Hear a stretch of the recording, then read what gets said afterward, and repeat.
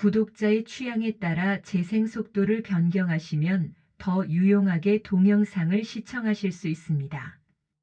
창세기 11장. 창세기 11장의 핵심 구절은 창세기 11장 구절이며 핵심 주제는 인간의 교만과 언어의 혼잡이다.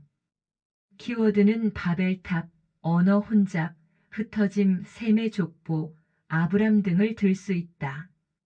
창세기 11장 9절. 그러므로 그 도시의 이름을 바벨이라 하였으니 이는 주께서 거기서 온 땅의 언어를 혼잡하게 하셨기 때문이라. 주께서 거기서 그들을 온 지면에 널리 흩으셨더라. 핵심 주제의 배경이 되는 주요 맥락은 다음과 같이 나눌 수 있다.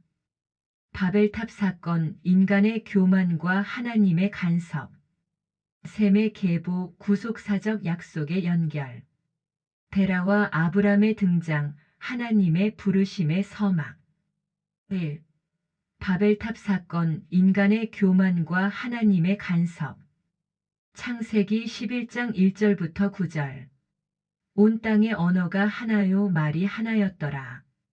그들이 동쪽에서부터 이동하다가 시날 땅에 있는 평야를 만나 거기 거하니라. 그들이 서로 이르되 자 우리가 벽돌을 만들어 견고히 굽자 하고는 돌 대신 벽돌을 취하고 회반죽 대신 진흙을 취하며 또 이르되 자 우리가 우리를 위하여 도시와 탑을 세우고 탑의 꼭대기를 하늘에까지 닿게 하며 우리가 우리를 위하여 이름을 내고 이로써 온 지면에 널리 흩어짐을 면하자 하더라. 주께서 사람들의 자녀들이 세우는 도시와 탑을 보려고 내려오시니라. 주께서 이르시되 보라 백성이 하나요 또 그들이 다 한 언어를 가지고 있으므로 이 일을 시작하였으니 이제 그들이 상상하여 하고자 하는 어떤 일도 막지 못하리라. 자 우리가 내려가서 거기서 그들의 언어를 혼잡하게 하여 그들이 서로의 말을 알아듣지 못하게 하자 하시고 이처럼 주께서 거기서 그들을 온 지면에 널리 흩으셨으므로 그들이 그 도시 세우기를 그쳤더라. 그러므로 그 도시의 이름을 바벨이라 하였으니 이는 주께서 거기서 온 땅의 언어를 혼잡하게 하셨기 때문이라. 주께서 거기서 그들을 온 지면에 널리 흩으셨더라. 모든 사람들이 하나의 언어를 사용하며 땅 위에 흩어지지 않고 자신들의 이름을 높이기 위해 바벨탑을 건설하려 한다. 하나님께서 그들의 언어를 혼잡하게 하시고 사람들을 온 지면에 흩으신다. 바벨탑 사건은 인간이 하나님 없이 스스로 높아지려는 교만한 의지를 확인할 수 있다. 인간의 계획이 하나님의 의도와 어긋날 때 하나님께서 개입하셔서 자신의 주권적인 뜻을 이루신다. 하나의 언어가 하나님께 도전하는 도구로 전락했고 이에 대해 하나님께서는 언어를 혼잡하게 하셨으며 이는 곧 민족의 분리로 이어졌다. 이러한 언어의 혼잡, 공동체의 분리는 민족의 확산의 배경이 된다. 이제 창세기 11장 7절부터 9절을 좀 더 깊이 살펴보자. 홍수 이후 노아의 후손들은 창세기 9장 1절에 생육하고 번성하여 땅에 충만하라고 하셨으나 이들은 하나님의 명령을 외면하고 한 곳에 머물렀다. 또한 시날 평지에 모여 창세기 11장 4절처럼 우리 이름을 내고 온 지면에 흩어짐을 면하자라고 하면서 높은 탑을 세운다. 이는 하나님의 명령인 땅에 충만하라를 거부하고 인간 중심의 문명을 세우려는 시도인 것이다. 결국 하나님은 그들의 언어를 혼잡하게 하셔서 서로 소통하지 못하게 하셨으며 결국 온 지면에 흩어지게 하셨다. 인간이 스스로 하나님의 섭리를 거부할 때 하나님은 그들의 계획을 허사로 만드시고 결국 심판과 함께 하나님의 뜻을 이루신다. 즉, 언어의 혼잡과 민족의 분열은 하나님의 심판이면서도 동시에 온 세상으로 퍼지도록 하신 섭리였다. 이 사건은 사도행전 2장의 성령 강림과 대조된다. 창세기 11장 1절부터 9절의 바벨탑 사건에서는 사람들이 하나님을 떠나 자기 이름을 내고 하나가 되려 했으나 하나님께서는 언어를 혼잡하게 하여 그들을 흩으셨다. 반면 사도행전 2장에서는 성령 강림을 통해 각 나라 말로 복음이 전파되면서 흩어진 사람들이 다시 하나로 연합되었다. 즉 바벨탑에서는 인간의 교만이 언어의 혼잡과 분열을 가져온 반면에 오순절 성령 강림에서는 하나님의 은혜로 언어의 장벽을 넘어서 구원의 연합이 이루어졌다. 바벨탑과 성령 강림의 차이를 비교해 보자. 바벨탑은 교만과 불순종을, 성령 강림은 순종과 기도를. 바벨탑은 언어의 혼잡으로 소통이 불가능했으나 성령 강림은 각기 다른 언어로 소통을 가능하게 했고, 바벨탑은 흩어짐으로 심판을 받았으나 성령 강림은 다른 언어로 다시 모여 복음이 전파되었으며, 바벨탑은 인류의 분열로 종결되었으나 성령 강림은 복음으로 하나가 되었다. 결과적으로 바벨탑은 불순종과 하나님께 대적하는 죄악인 반면에 성령 강림은 복음 전파의 필연성과 하나님의 구속사의 주권적인 섭리임을 확인할 수 있다. 셈의 계보, 구속사적 약속의 연결. 창세기 11장 10절부터 26절. 셈의 세대들은 이러하니라.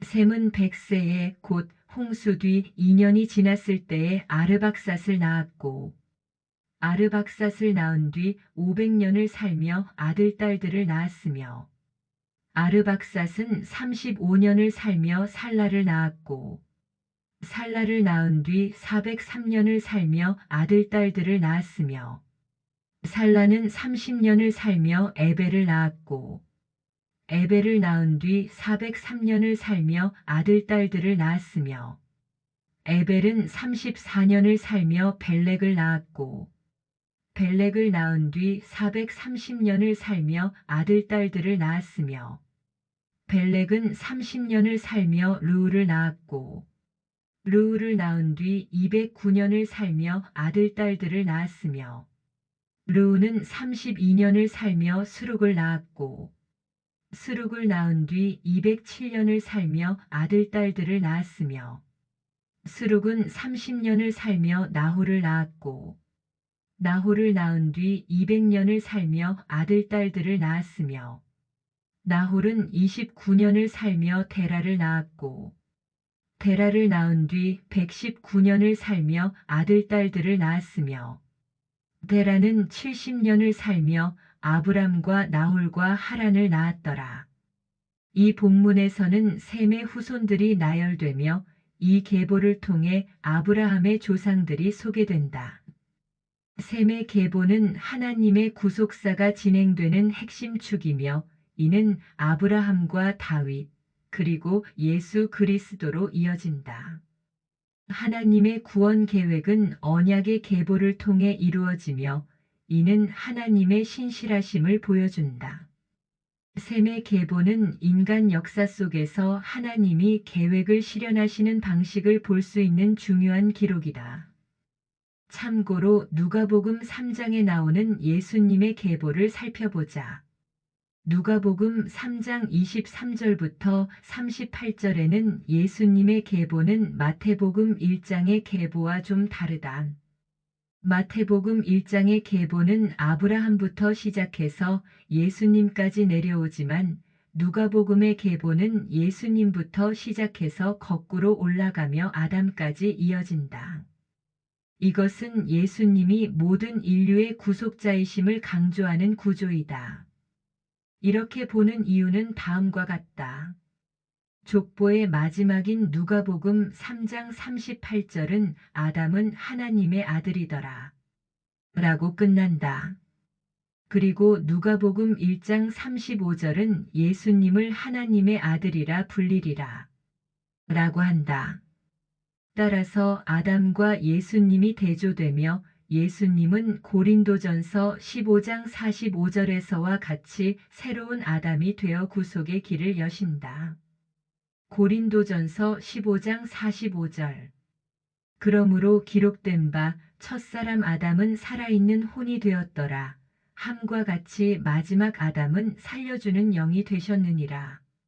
3. 데라와 아브람의 등장, 하나님의 부르심의 서막. 창세기 11장 27절부터 32절. 이제 데라의 세대들은 이러하니라. 데라는 아브람과 나홀과 하란을 낳았고 하란은 롯을 낳았는데 하란은 자기가 태어난 땅 갈대아의 우르에서 자기 아버지 데라보다 먼저 죽었더라. 아브람과 나홀이 아내를 취하였는데 아브람의 아내의 이름은 사레이며 나홀의 아내의 이름은 밀가더라. 그녀는 하란의 딸이요 하란은 밀가의 아버지며 또 이스가의 아버지더라. 그러나 사레는 수태하지 못함으로 아이가 없더라. 데라가 자기 아들 아브람과 하란의 아들 곧 자기 손자 롯과 자기 며느리 즉 아브람의 아내 사레를 데려가니라.